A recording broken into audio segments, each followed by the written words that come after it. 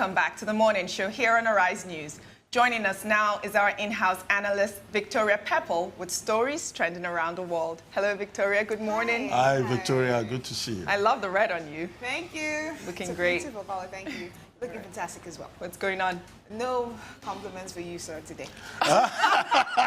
No, of course, you are looking gorgeous. Thank you. Now, let's start off with George Clooney. Tops the Forbes World's Highest Paid Actors list of 2018 with $239 million. Right after him is Dwayne Johnson, who almost doubled his money in the past 12 months. Now, George Clooney, his success this year has been credited to the fact that he sold his tequila company for $1 billion. So he's a high earner.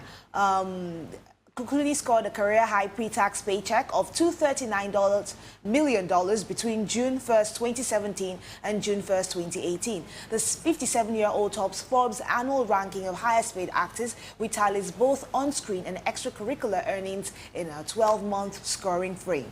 Last June, British liquor conglomerate Diageo announced it would purchase Casamigos for $700 million upfront, with the potential for an extra $300 million over the next decade. For Clooney, that meant an estimated $233 million pre-tax from Casamigos, plus additional earnings from endorsements and older movies. So these are high earners. But on the female list, we have $40.5 million from Scarlett Johansson. She's the highest paid. So we see the disparity between what the females earn and what the males earn.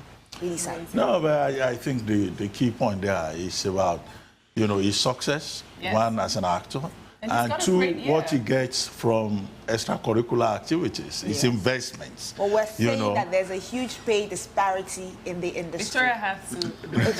No, I don't think this is about gender. It's not about gender. This is about George Clooney. That's all he's saying. So let's take it at George Clooney. And I think many of our actors in Africa can also learn from this. Yes. I mean, you said he made the money more from Casamigos than acting. And many of these actors and athletes, they make money also from endorsements. And you'll find many actors, many in the creative industry in Africa, they get so carried away, they don't diversify, they don't plan, and I think that these are international role models. Yes, they are. And a lot that others in other parts of the world can learn from them. And I think Serena Williams also topped the Forbes list. Yes, right? Still on Forbes for the females. Oh, so you see, it's not about gender now. For the females, not for the entirety of the industry. So let's go into that. Still on Forbes' top paid list is world tennis superstar Serena Williams, who has been announced by Forbes as the highest paid female athlete for a third consecutive year. The former world #1 women's tennis player, who returned to competition in March after giving birth to her daughter Alexis Olympia Ohanian Jr. back in September 2017, earned $62,000 in winnings over the past year, but received $18,100,000 from an endorsement portfolio unmatched among women in sports. According to an annual list, the 23-time Grand Slam winner, who is getting ready to equal former Australian tennis player Margaret Smith's court record of 24 Grand Slam titles when she competes at the August US Open in New York, has earned twice as much of the court as any other female athlete.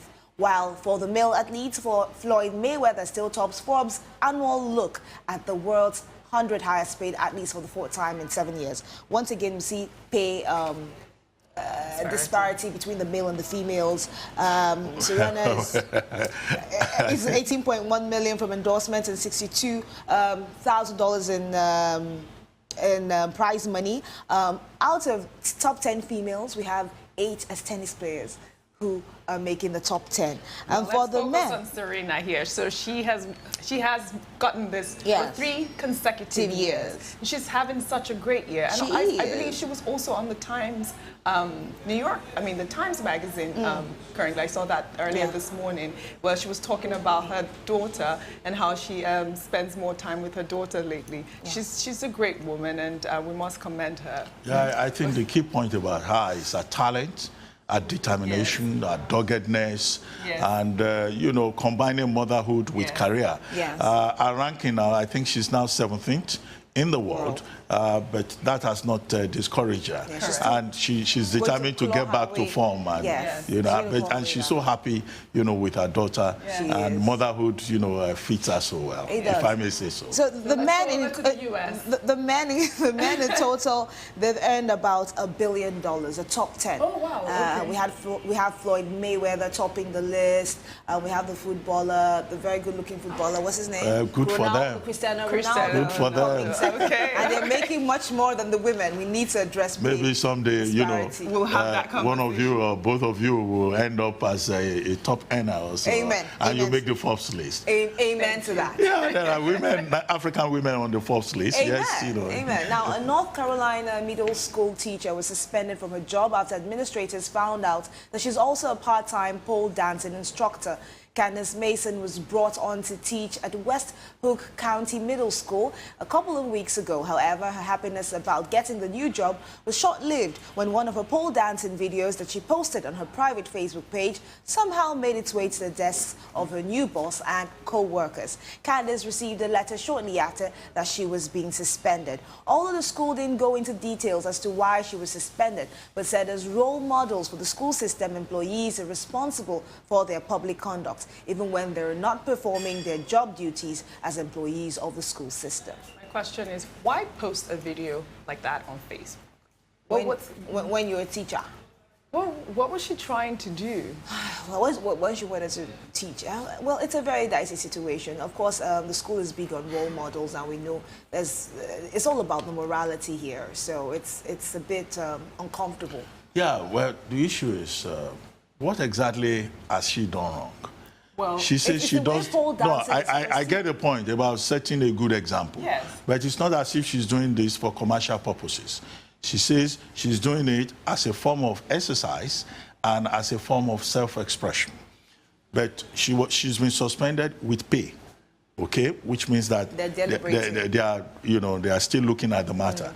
And at the end of the day, the whole county board, school board, will take a decision one way or the other. But I think that I hope that at the end of the day, they will take a favorable decision. I mean, in the United States, you'll find many examples of persons who have one job, a day job, and they have other jobs. Yes. You know, they could be a cashier in a bank, they could be, you know, they could be multitasking, they could be multi-talented. Well, the thing is, are parents comfortable leaving their kids with somebody who is a part-time pole dancer? Exactly. How comfortable are parents with that? What is the stigma about pole dancing? Well, you know, particularly if she's not doing it for commercial purposes. The issue is that the social media platform is such a powerful platform, and these children could go up there and have access to those videos and play around. No, what is wrong? What is wrong with pole dance? Well, as a form of exercise. It's the way it is perceived. Yes. Before people decide to take it on as a form of exercise or whatever, people who tend to lean towards that as professionals, they are viewed a certain way. Correct. The world hasn't changed its views on that, so parents might be. So what we're dealing with is prejudice. It's stereotyping. Okay, we're just for a good cause sometimes because I mean, let's leave it at that. Right, so let's move on to other stories.